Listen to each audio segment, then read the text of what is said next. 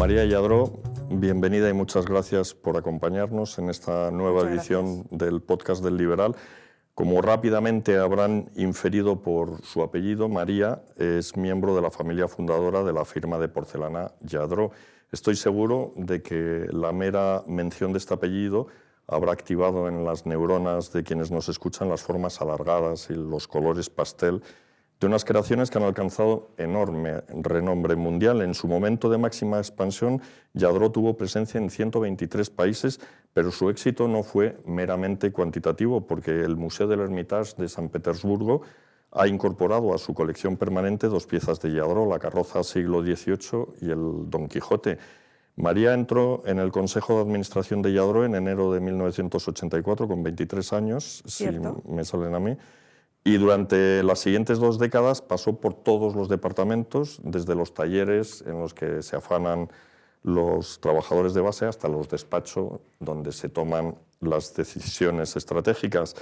En 2001, siendo vicepresidenta ejecutiva, dimitió, sin embargo, porque la empresa prefería a un profesional externo para ese puesto, aunque continuó un tiempo como consejera. Esta trayectoria, lo comentábamos antes de empezar, le ha proporcionado un enorme bagaje para sus actuales facetas profesionales, que son las de consultora, conferenciante y escritora. María ha publicado hasta la fecha 2 libros, ¿no? Exacto. La tesis central del primero, que se llamaba Valuismo, es que el capitalismo es un gran sistema, porque bajo su égida pues, cientos de millones de personas han eludido la pobreza, se han curado montones de enfermedades, incluso hemos puesto un helicóptero en Marte. Así todo, sigue siendo sumamente imperfecto, y María propone sustituirlo por otro sistema basado en el valor. De ahí lo de valuismo. Hay que crecer, pero con principios, porque riqueza y valor no son siempre compatibles. Por ejemplo, un ejemplo que ella menciona en valuismo es el cemento que vertemos sobre el paisaje, que aumenta el PIB, pero degrada su belleza. El segundo libro de María profundiza en esa línea ética, pero desciende al día a día de una directiva que descubre unas misteriosas carpetas en las que su predecesora ha destilado la sabiduría gerencial acumulada durante su carrera. El libro se llama Las 7 carpetas de Angelique y es un apólogo que desmiente la idea muy generalizada de que las empresas son peceras de tiburones, en las que solo triunfan los más desalmados. Esto no lo digo yo, hay un libro titulado concretamente Mi jefe es un psicópata, en el que se explica que los rasgos que caracterizan a los líderes carismáticos no se diferencian mucho de los que adornan al enfermo mental: la agresividad, la tolerancia, la frustración, la resolución, la persuasión o las dotes de mando. Su autor ilustra esta tesis con las palabras que un famoso banquero, cuyo nombre no voy a dar, dirigió en cierta ocasión a los alumnos de una escuela de negocios y que no me resisto a citar en su integridad. Decía aquel banquero: cuando yo pregunto por las capacidades de alguien y me dicen que tiene un excelente currículum, que es un magnífico profesional y que posee mucha experiencia, yo siempre pregunto, ¿tiene instinto? Por instinto entiendo las características que debe reunir quien está destinado a ejercer de líder en una organización de algo rendimiento. Instinto, y perdonadme que os lo diga, yo empleo la expresión un poco más completa, yo empleo la expresión instinto criminal. ¿Qué opinas tú, María? Tú no dejas de ensalzar la figura del directivo con principios, pero ¿no es ese el arquetipo que han consagrado muchas películas de Hollywood, como el Gordon Gekko de Wall Street o el Jordan Belfort del Lobo de Wall Street? Sí, cierto. En las películas hay ese tipo de directivos psicópatas, pero también en muchas compañías. Sí. En muchas. ¿Tú has conocido muchos? Bueno, directamente no, pero en fin, los vemos a veces en los medios de comunicación también, cómo actúan. ¿Y tú crees que prosperan porque el ecosistema, que es la tesis del libro Mi jefe es un psicópata, decía que los ecosistemas se prestan a que triunfen ese tipo de perfiles? Claro, yo creo que el capitalismo, en su aspecto más excesivo y deteriorado favorece ese tipo de perfiles. Es decir, cuando tú estás en un sistema en el que lo que importa es crecer a toda costa, en el cortoplacismo, consiguiendo unos objetivos a costa de cualquier cosa, claro, tienes que ser un poco psicópata. Claro, pero por eso yo creo que aparte de que hablemos de los valores morales y de que haya mejores personas, el sistema económico también tiene que cambiar su eje de capital a generación de valor para que el sistema pueda no chocar, sino de alguna manera, por lo menos, acompañar un cambio también en nuestros perfiles personales. Tú eliges, me imagino que de forma deliberadamente, el nombre de Angélica o Angélique en francés para la protagonista de tu segundo libro, de este apólogo del que he hablado en la presentación, pero tiene que ser angelical, un líder. En el caso de tu libro es la directora de marca, pero ¿es un ecosistema para personas angelicales? Yo creo que depende de lo que entendamos por angelical. Hombre, ¿no? algo muy bueno. Muy a la bueno, Madre Teresa de Calcuta. Muy bueno en ese sentido de ángel, no, porque Angélique también defiende claramente la exigencia. Estábamos también comentando, ¿es ético despedir a personas? Sí, porque efectivamente... Es ético despedirlas. ¿Por qué? Porque si tú das oportunidades a una persona y no está interesada, no responde o quiere otras cosas y no se compromete con el equipo, yo creo que lo ético es hacer que salga. ¿Para qué? Para preservar esos entornos saludables en el que el resto de personas puedan rendir y además ser felices. Es que no tenemos derecho a tener un poquito de bienestar. Tenemos que tener el estrés constante del jefe que va a venir con el látigo o que no nos va a escuchar. La verdad es que las teorías de la motivación que estudiamos normalmente están bien, pero se quedan cortas. Hay un punto más. Es el sentido de justicia en una organización, el hecho de que me escuchen, el hecho de que compartan conmigo información, el que hace que yo me quiera quedar o no me quiera quedar. Claro. Y yo creo que en esos entornos en los que las personas están seguras es donde más se crea, que es lo que nos pasó en Lladró. En Lladró, personas de los pueblos cercanos y 3 hermanos que no tenían carrera, pero sí tenían un espíritu artístico, quizá por eso más abiertos al riesgo, a probar, a innovar, no solo lo hicieron con las figuras, sino que además lo hicieron también con el modelo de negocio. Y en esas culturas abiertas es donde las personas aportan y aportan, porque si un día se equivocan en una innovación, no pasa nada. El saldo siempre es positivo. Y esa es mi experiencia más poderosa. Claro. Antes, hablando del tema del capitalismo, que había que cambiarlo, hablábamos de que hay gente que considera que el capitalismo en sí es inmoral. Estoy pensando, por ejemplo, en Santiago Eguidazu, el presidente de una sociedad de inversión, Alantra, que es una sociedad muy bollante, que gana mucho dinero. Me confesaba que él tiene que recurrir un poco al autoengaño para justificar todo lo que gana, y porque a él me decía, a mí no me van a convencer de que el capitalismo es moral. Yo creo que el capitalismo genera un marco de libertades para la iniciativa que yo creo que es perfectamente positivo. Otra cosa distinta es el uso que uno haga de eso, pero yo no creo que el capitalismo sea inmoral.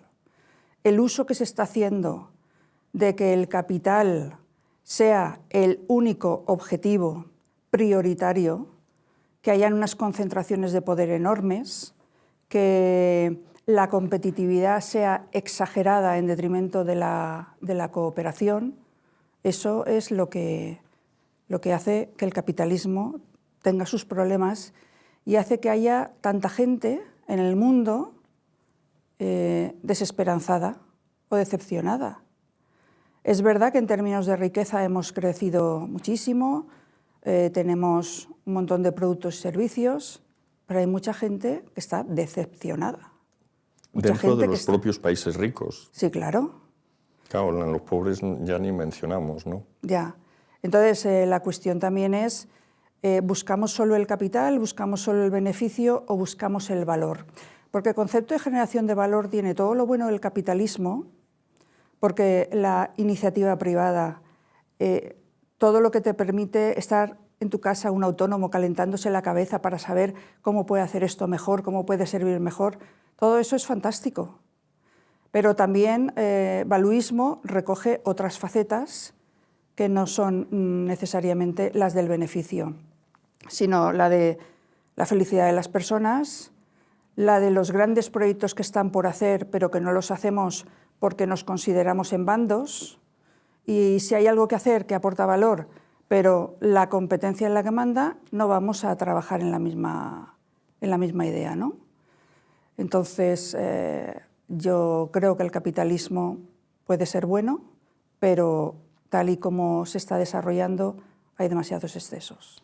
Claro, el Papa Francisco mencionaba justamente que el beneficio no debe de ser el único objetivo de la empresa, y él ponía que como referente la situación de los trabajadores. Pero en este país hemos tenido empresas que se gestionaban pensando no en la cuenta de resultados, sino en los trabajadores, y el resultado no era muy positivo. Era el caso, por ejemplo, de Telefónica. Telefónica, claro. Antes esto tardaba 6 meses en darte una línea, el precio era absolutamente intolerable por una llamada, el servicio era malísimo, no había portabilidad de número. Todas estas cosas las cuento para la gente que es más jovencita. Ya. Claro. Y todo eso era Miguel, porque el rey era el empleado. Pasaba lo mismo con otros monopolios como Iberia. Claro. Miguel, pero volvemos a estar en el blanco o negro, la empresa o el empleado. Si algo favorece mucho al empleado y daña a la empresa, no sirve. En el tema, por ejemplo, de la jornada reducida, ¿no?, que ahora se plantea. Bueno, estaría muy bien una jornada reducida, pero es que siempre tenemos que estar pensando en los trabajadores. Hay también que pensar en los autónomos, que lo pasan mal. Entonces, hay que balancear. Por eso, para mí, el criterio esencial es valor. Porque valor no es ni capital ni sindicalismo. No es beneficio u otras cosas. Valor es algo sistémico. Y creo que, mira, cuando cambiamos el paradigma, se nos van a ocurrir otro tipo de conversaciones. Por ejemplo, con el capitalismo, todos sabemos que el mercado financiero se ha convertido en un casino, porque hay mucha especulación. Pues con el capitalismo no podemos, digamos, cambiar la estructura del mercado financiero, porque mientras haya oferta y demanda, y si quiere ser al segundo, pues perfecto, ¿no? Pero cuando empiezo en términos de valor, sí que digo, ¿y esa especulación qué inestabilidad crea en el sistema? Un comunista diría, claro, el mercado de valores es malo, que no haya mercado de valores. ¿Vamos a hacer un banco público? No, es que yo creo que el mercado es bueno, lo que hay que hacer es depurarlo. Quizá por eso yo voy a proponer que hayan cotizaciones de bolsa una vez a la semana. Pero no lo digo como una idea que sea maravillosa y que yo ya la sé, es simplemente por abrir una vía de conversaciones. ¿Por qué no pensamos en cómo quitar la especulación del mercado financiero? En el mercado alternativo bursátil, ¿no? Hay cotizaciones, pero no hay un mercado continuo en el que se pueda comprar y vender constantemente. Lo que pasa es que si quitas liquidez al mercado, le quitas una de sus grandes virtudes. O sea, por no hablar de que habría que hacerlo a escala mundial. O sea, de repente el IBEX decide que sí, claro. todo el mundo se va los pocos que queden aquí ya se van a Claro, Londres. es que todos estos problemas son globales. Y pasa lo mismo con el tema de la violencia en el ocio, que nuestros jóvenes, nuestros niños están todo el tiempo con violencia, matando en los juegos, videojuegos o en el metaverso, ¿no? En las películas mismas que llegamos a casa, traiciones, violaciones, etc.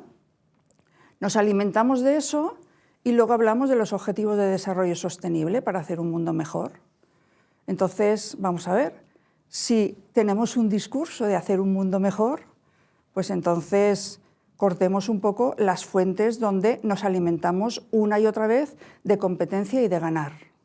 Pero fíjate, yo, la violencia, esa reflexión que haces tú, las películas de los años 50, 40, 60, los western, incluso las películas bélicas, daban una versión edulcorada, no eran nada violentas, daban una versión edulcorada de los conflictos. Y yo recuerdo, había películas, había una muy famosa sobre el día D, que era el desembarco de Normandía, y en fin, aquello parecía que había sido un picnic en las playas. Y luego vino Spielberg, hizo Salvada al soldado Ryan, en donde se ve que fue aquello como las primeras oleadas morían el 99% de los soldados, y toda esa violencia hace que reconsideres Yo veía las películas de John Wayne y quería ser militar o quería ser vaquero. Veo las de Spielberg y no que vaya la mili otro. Sí, pero lo de los videojuegos también está edulcorado, ¿eh? Edulcorado. Y cuando matas a alguien te hace ching, ching, ching. Sí, y suena como en los casinos, ¿no? Cuando alguien da un... Bueno, a ver, Miguel, respecto al tema de valuismo y el cómo hacerlo, ¿no? Eso es, efectivamente, porque hemos dicho que no puede ser una cosa binaria.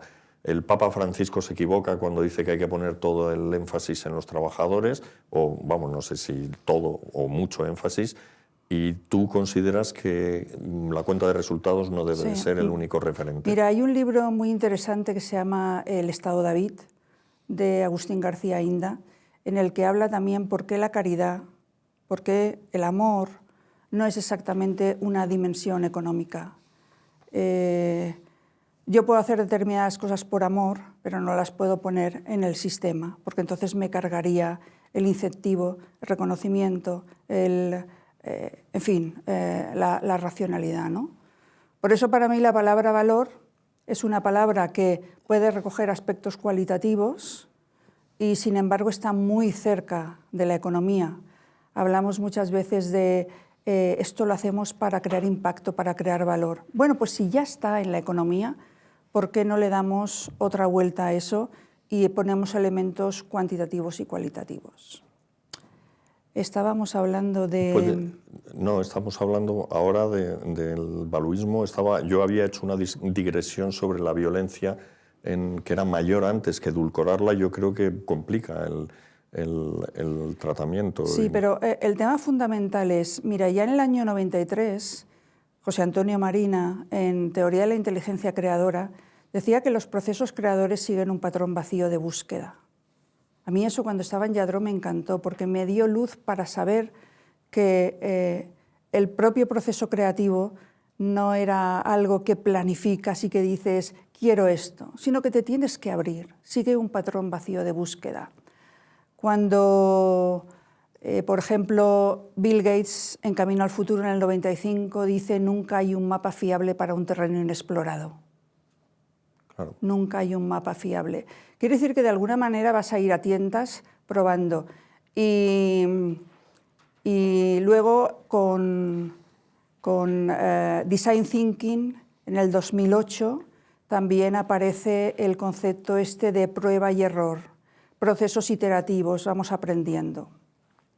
¿Qué nos pasa a veces con valuismo o con cualquier gran revolución posible que podamos plantear?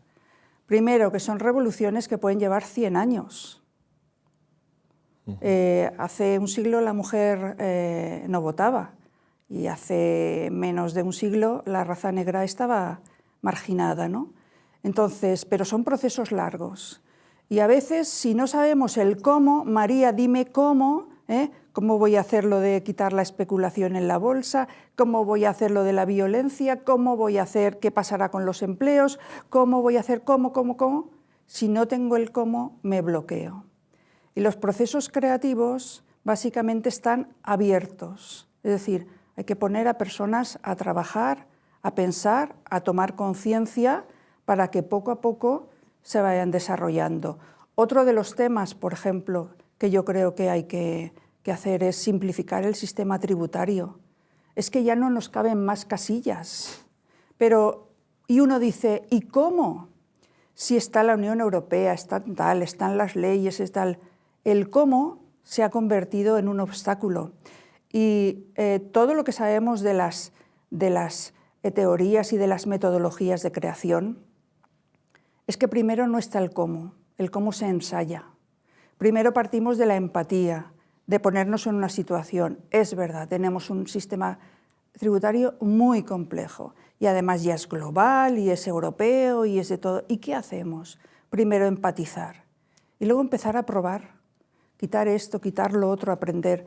Pero como estamos en la competencia y estamos en los bandos, si me equivoco aprendiendo, viene el otro y dice, te has equivocado, ¿no? Entonces, pero dentro de tu propia empresa. Claro. Dentro del país o de donde sea. China ha utilizado ese sistema para desarrollarse, el de los polos de crecimiento, probaba distintas medidas y las que funcionaban en un sitio las exportaba a otros y así ha sido un gigantesco laboratorio. Hombre, eso desde el punto de vista ético plantea algún problema, ¿no? Porque sí, estás utilizando a tus ciudadanos como conejillos de indias. Aquí vamos a ver qué pasa si subimos los impuestos o si los bajamos o si probamos con la propiedad privada o si colectivizamos. Y a veces esos experimentos tienen consecuencias. Bueno, ¿no? Eso vuelve a ser, digamos, como una traba que nos ponemos, ¿no? Para no hacer daño, para no jugar con nadie, que yo no digo que juguemos con nadie, vamos a seguir con este sistema que tiene sus inconvenientes, ¿no? Yo creo que cuando las cosas se hacen con buena voluntad, vale la pena probar. Por ejemplo, creo que es que tenemos que aprender de lo que no funciona. Creo, por ejemplo, que la izquierda tiene que aprender que algunas cosas no funcionan.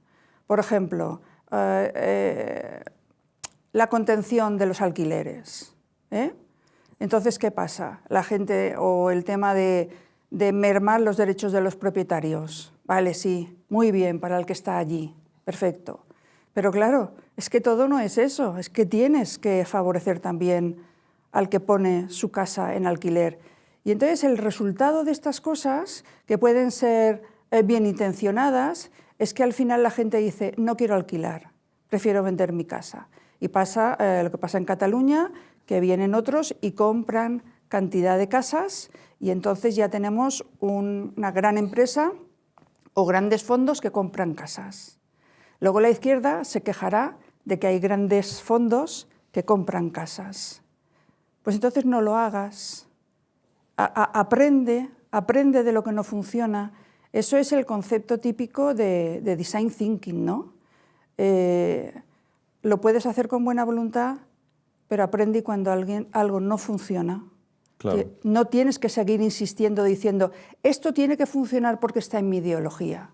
Claro, eso decía Dani Rodrik, un macroeconomista muy famoso, le preguntaron, que trabaja como asesor, le preguntaron una vez que los portugueses que tenían aquí un dinero que no sabían en qué invertirlo, si en balnearios o en startups, y le preguntaron a él qué creían que podía hacer, y él les dijo, hagan las dos cosas porque nunca sabe nadie lo que va a funcionar. Y decía, lo que es importante en cualquier política industrial no es probar las cosas, sino lo fundamental es retirar el apoyo a las que fallan.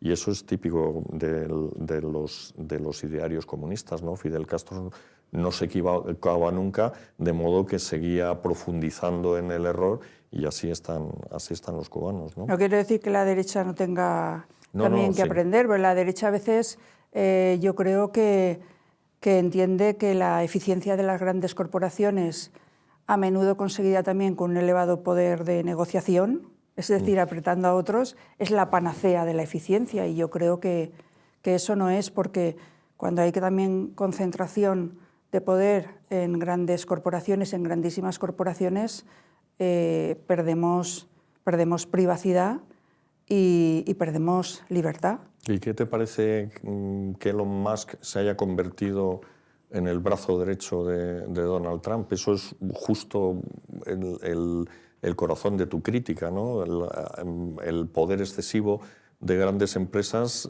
a las que nadie ha votado y que de repente se encuentran en el corazón del sistema. Sí, yo creo que no pueden haber monopolios de facto o oligopolios tan poderosos. Pero a veces es que quien hace la crítica a Elon Musk es que resulta que quiere que haya estados grandísimos. Y los estados tampoco tienen que ser grandísimos, porque lo que yo abogo en favor de la libertad es que no haya una concentración de poder tan alta, ni en grandes corporaciones ni en los estados.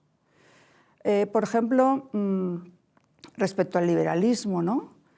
Y cuando Milei habla también de la escuela austriaca y todas esas cosas.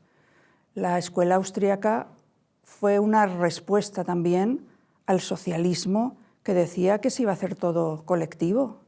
Y como decía Marx también, que fluirían a chorro en fin, la riqueza colectiva, ¿no?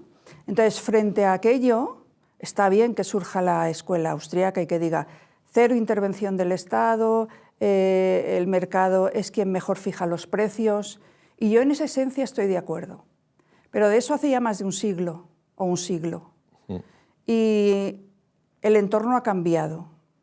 Y yo creo que aquella defensa de la libertad de la escuela austríaca hoy, si algunos de aquellos von Mises o Hayek estuvieran vivos, podrían a lo mejor decir, pues es verdad que hay demasiada concentración en oligopolios.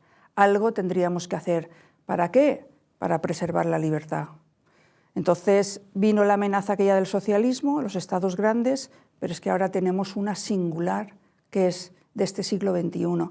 Y creo que los economistas o los movimientos que surgen siempre son el resultado de los problemas y de los retos de una época. Entonces simplemente quedarse en la escuela austriaca tal y como era, me parece que hay que valorarlo, pero hay que reformularlo para que el mismo espíritu de libertad pueda plasmarse en otro modelo en el siglo XXI. ¿Y dónde crees tú que es mayor la amenaza ahora? Porque ahora, por un lado, están los partidos de izquierdas que están ganando o intentando ocupar más espacio. Estamos, por ejemplo, aquí en España, Sánchez está ocupando todo lo que puede, o por el contrario te parece que el peligro viene desde esta extrema derecha neoliberal que lo que quiere es un poco el modelo austriaco, y estamos pensando, por ejemplo, en Milei. A ver, esto también es preguntar un poco ¿qué prefiero a nivel relativo o a nivel absoluto? A ver, el modelo desde luego hace un... Yo no digo que a favor de... Está claro que habrá hay toda una gama de posibilidades intermedias, pero el mundo parece que está apostando ahora por un lado los que quieren atrincherarse frente al avance del neoliberalismo, y luego está el frente neoliberal que está ganando posiciones en toda Europa. Yo a Milei lo que le valoro es que hable claro. Porque a veces nos llenamos tanto de lo políticamente correcto y de lo woke y todo eso, que es que, de verdad, que es que da angustia, ¿no? Esto, ¿qué mundo estamos haciendo, ¿no? De palabras vacías y todo eso. Entonces, esta valentía se la reconozco a Milei.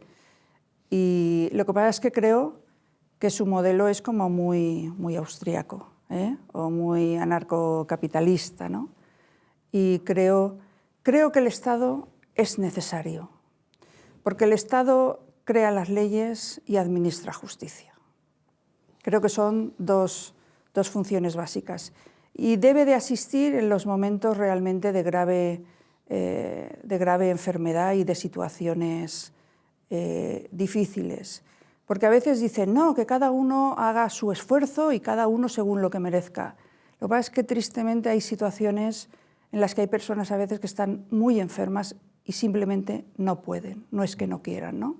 Entonces, para mí, el tema de las leyes, el tema de la justicia, el tema de la solidaridad más más difícil, sí, más básica. Esa tiene que estar, pero no con una paguita de 200 euros, sino con algo más contundente. La gente que está con los problemas del ELA. Es que ahí creo que no es cuestión de medias tintas. ¿Y que es caro hacer estas cosas por estas personas? Sí, pero es que hay tanto dinero que se gasta en tantas cosas. Por eso para mí el Estado es fundamental. Pero estábamos hablando del modelo un poco más como de Milei.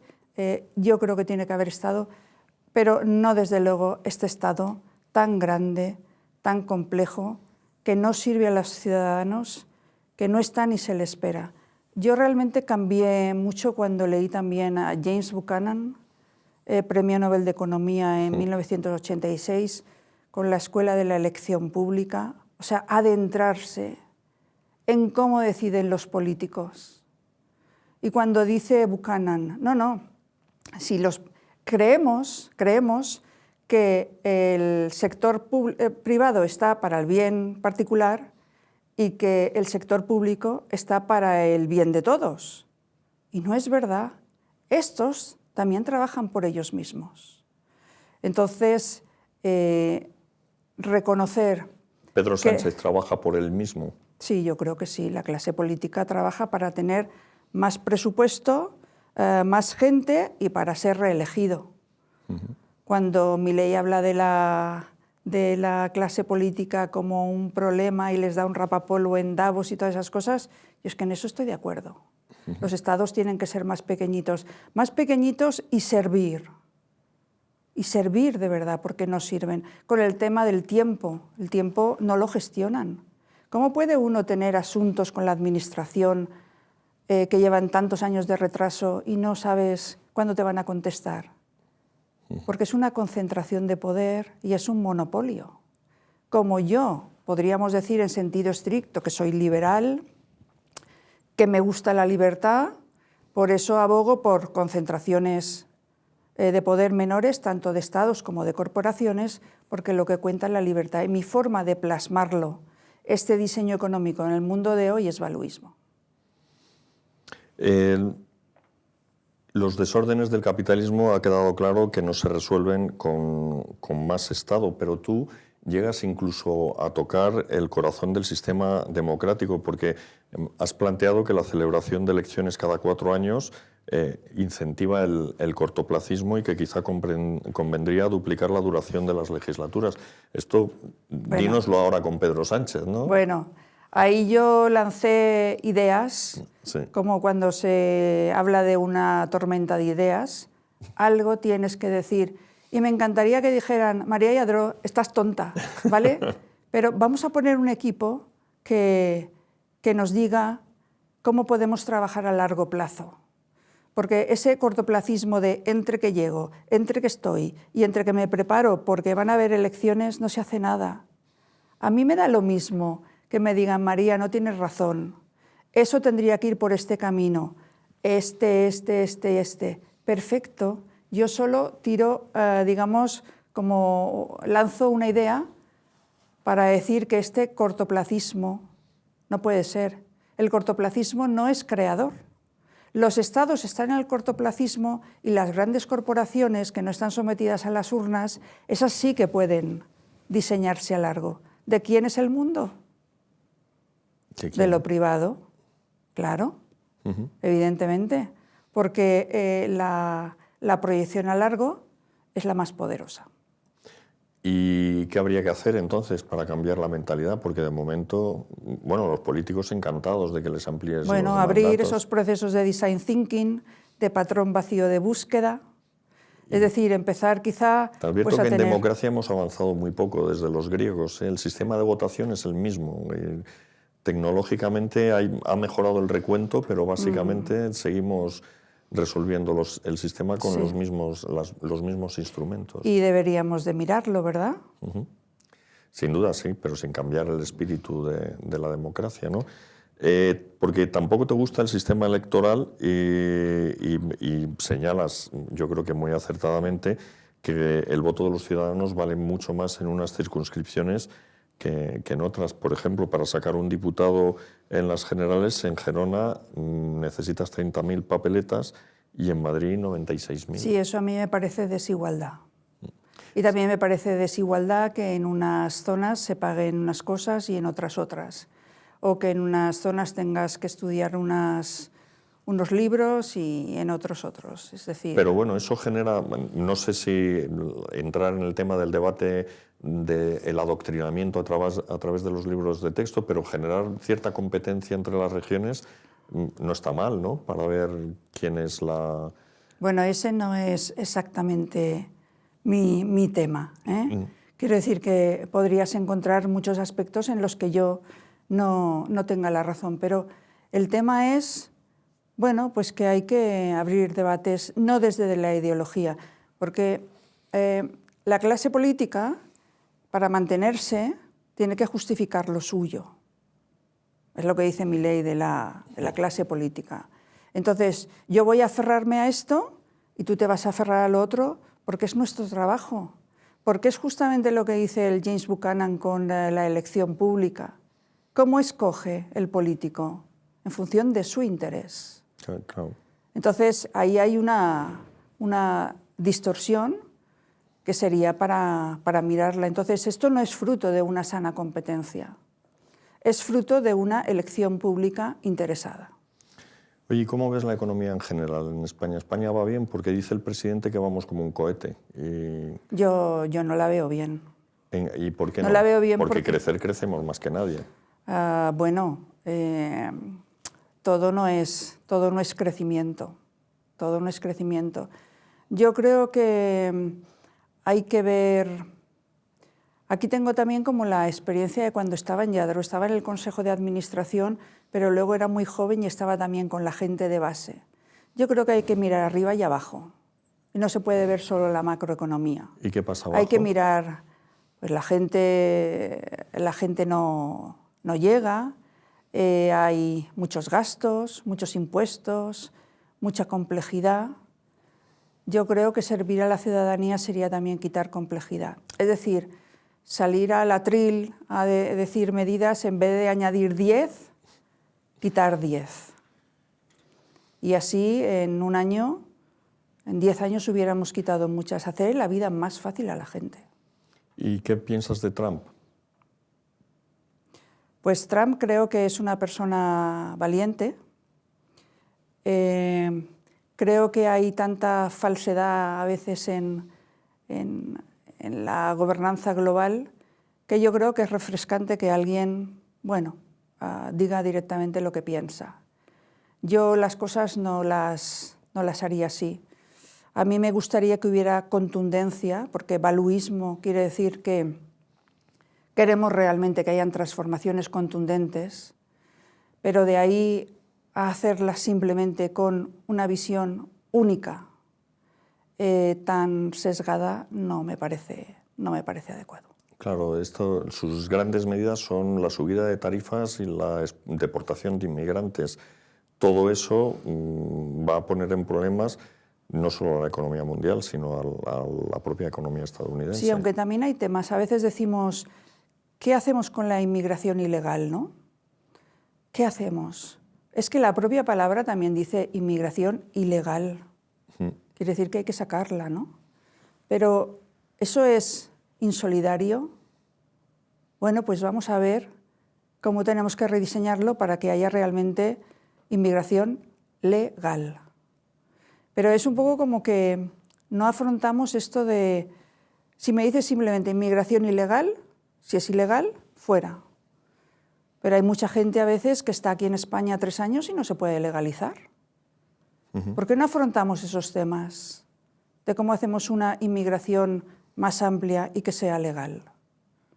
Porque nos vamos a comer unos y otros mientras lo discutimos. Entonces nos quedamos en lo políticamente correcto. Pero necesitamos inmigrantes, ¿no? Sobre todo en una población que está tan envejecida como la europea. O sea, es que nos vamos a acabar pegando por los niños de los africanos. Yo creo que no es una cuestión de necesidad. Yo creo que no es una cuestión de demografía. Es como cuando dicen que necesitamos más niños para pagar las pensiones Yo creo que, y se dice mucho, Sí. un niño no viene al mundo para pagar las pensiones de nadie. A ver, pensemos de una forma más profunda, más trascendente. Los niños no vienen a eso, vendrán a otras cosas, ¿no? Pero a veces repetimos cosas. Pues María, muchísimas gracias por todas tus observaciones. Confiemos en que sirvan de simiente para que efectivamente se constituya un debate, porque al final de lo que se trata es de eso, de debatir, de probar y de intentar mejorar. Si me dejas un comentario más Uno. Relacionado con la forma en la que hemos empezado, ¿no? Las empresas familiares y los valores de las familias, pese a que a veces se diga empresas familiares están llenas de conflictos, estas cosas, son una reserva de valores a largo plazo y son una reserva muchas veces de fidelidades y de gente que está a gusto y además hay más nivel de innovación. Yo he sabido recientemente que, por ejemplo, Faber-Castell, la de los lápices, Sí. es una empresa que tiene más de 250 años, que ya va por 8 generaciones y que innovó, además de estar en los colores, en los lápices, innovó y es hoy líder de colores en la cosmética de las grandes marcas. Qué bonito poderse reinventar y poder un ADN que tienes, que son los colores, reinventarlo para adaptarse a largo plazo y con valores familiares. Yo, frente a estas corporaciones a veces salvajes, creo que modelos como Faber-Castell son modelos válidos de trabajar a largo plazo y de reinventarse. Muy bien, muchas gracias, María.